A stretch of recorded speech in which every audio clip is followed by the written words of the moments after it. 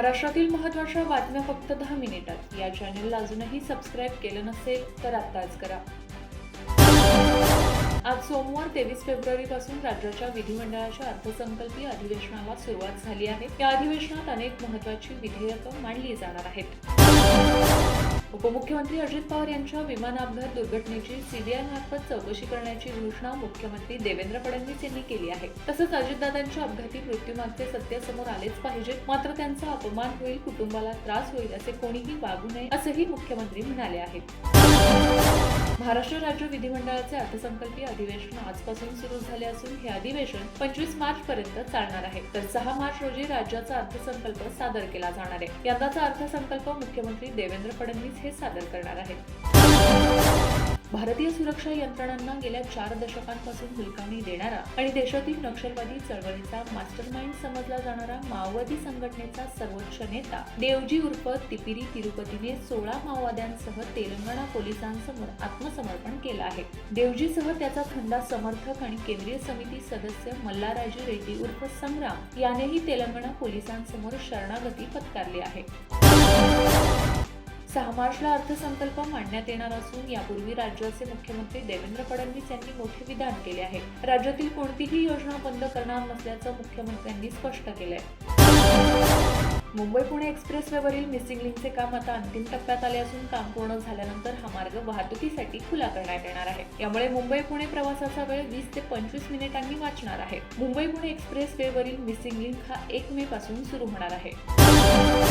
केंद्र सरकारने तरुणांसाठी अनेक योजना राबवल्या आहेत. तसेच तरुणांनी स्वतःचा व्यवसाय सुरू करावा यासाठी त्यांना प्रोत्साहन देण्यासाठी केंद्र सरकारने पीएम मुद्रा योजना सुरू केली आहे. पीएम मुद्रा योजनेत व्यवसाय सुरू करण्यासाठी 20 लाखांपर्यंतचे कर्ज दिले जाते. हे कर्ज तरुणांना कोणत्याही गॅरंटीशिवाय दिले जाते.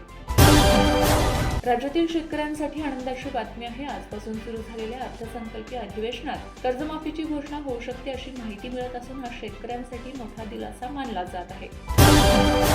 राज्याच्या अर्थसंकल्पीय अधिवेशनाला आज सोमवार दिनांक 23 फेब्रुवारी पासून सुरुवात झाली आहे. याच पार्श्वभूमीवर उपमुख्यमंत्री एकनाथ शिंदे यांनी महत्त्वाचा निर्णय घेतला आहे. अधिवेशन काळात त्यांच्या अखत्यारीतील काही खात्यांची जबाबदारी इतर मंत्र्यांकडे सोपवण्यात आली आहे. याबाबत त्यांनी विधानसभा अध्यक्षांना पत्र दिले आहे. सार्वजनिक बांधकाम विभागाचा कार्यभार मंत्री दादा भुसे यांच्याकडे देण्यात आला आहे. नगरविकास विभागाची जबाबदारी उदय सामंत यांच्याकडे सोपवण्यात आली असून गृहनिर्माण विभाग शंभूराजे देसाई सांभाळणार आहेत. भारत आणि ब्राझील यांनी येत्या 5 वर्षात द्विपक्षीय व्यापार 20 अब्ज अमेरिकी डॉलरपर्यंत नेण्याचे लक्ष्य निश्चित केले असून दुर्मिळ खनिजांच्या क्षेत्रात सहकार्याचा करार केला आहे. पंतप्रधान नरेंद्र मोदी व ब्राझीलचे राष्ट्राध्यक्ष लुला डी सिल्वा यांच्यात झालेल्या विस्तृत चर्चेनंतर हा निर्णय घेण्यात आलाय. मुंबई-पुणे द्रुतगती महामार्गावर गॅस टँकर उलटल्याने निर्माण झालेल्या प्रचंड वाहतूक कोंडीत अडकलेल्या 1 लाखांहून अधिक वाहनधारकांना एकूण 5.16 कोटी रुपयांचा टोल परतावा देण्यात येणार असल्याची माहिती MSRDCच्या वरिष्ठ अधिकाऱ्यांनी दिली आहे. इराण-अमेरिका यांच्यातील संघर्ष आता स्फोटक वळणावर असल्याची स्थिती झाली आहे. इराणची राजधानी तेहरानवर अमेरिकेकडून मोठा लष्करी हल्ला होण्याची शक्यता वर्तवण्यात येत आहे. यामुळे जगभरात एकच खळबळ उडाली असून या युद्धाच्या सावटामुळे मोदी सरकारने इराणमधील भारतीय नागरिकांना महत्त्वाच्या आपत्कालीन सूचना जारी केल्या आहेत. कोणत्याही परिस्थितीत इराण सोडा असा इशारा मोदी सरकारकडून इराणमधील भारतीय नागरिकांना देण्यात आला आहे. सोशल मीडियावर वाढत असलेल्या रील्स आणि मिनी ब्लॉगच्या ट्रेंडला लगाम लगावण्यासाठी महाराष्ट्र पोलिसांनी एक कठोर पाऊल उचलले आहे. गणवेशात असताना कोणत्याही पोलीस अधिकारी किंवा कर्मचाऱ्याने सोशल मीडियावर व्हिडिओ तयार करून पोस्ट करू नयेत असे स्पष्ट आदेश जारी करण्यात आले आहेत. आदेशाचे उल्लंघन केल्यास संबंधितांवर शिस्तभंगाची कारवाई केली जाईल असा इशारा देखील देण्यात आलाय.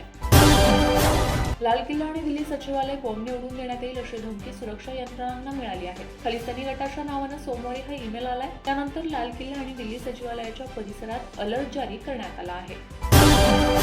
राज्य सरकारी कर्मचाऱ्यांसाठी नियमित रजेच्या नियमात महाराष्ट्र शासनाच्या वित्त विभागाने अत्यंत महत्त्वाचा निर्णय स्पष्ट केला आहे. या निर्णयानुसार शासकीय कर्मचाऱ्यांना आता त्यांच्या कॅज्युअल रजा मागे किंवा पुढे कितीही रविवार आणि सार्वजनिक सुट्ट्या जोडून घेण्याची मुभा देण्यात आली आहे. वित्त विभागाने 2 मार्च 1981 रोजी दिलेल्या तात्पुरत्या परवानगीला आता कायमस्वरूपी स्वरूप दिले असून तसे आदेशही जारी केले आहेत.